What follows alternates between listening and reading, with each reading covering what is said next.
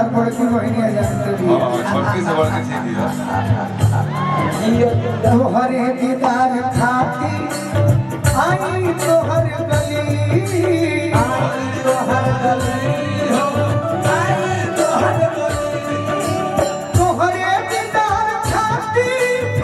आई तोहर गली तोहरे दीदार खाती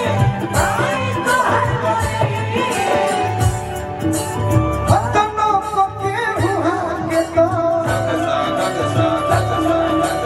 अपनो को के हुआ के तो तकलीफ हो गया अपनो को के हुआ के तो तकलीफ हो गया तोहरा को के हुआ के तो तकलीफ हो गया तोहरा को के हुआ के तो तकलीफ हो गया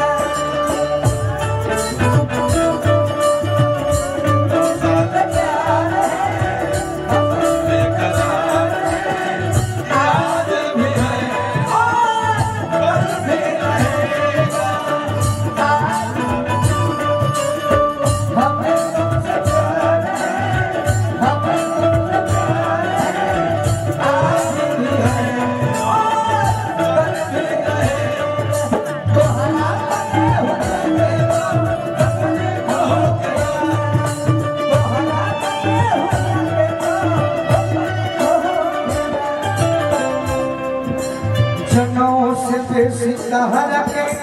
जनी बनी ले हो जने बनी ले हो जनी बनी ले हो जनों से बेसी तोहरा के जनी बनी ले हो जनी बनी ले हो जनी बनी ले हो जनों से बेसी तहरा के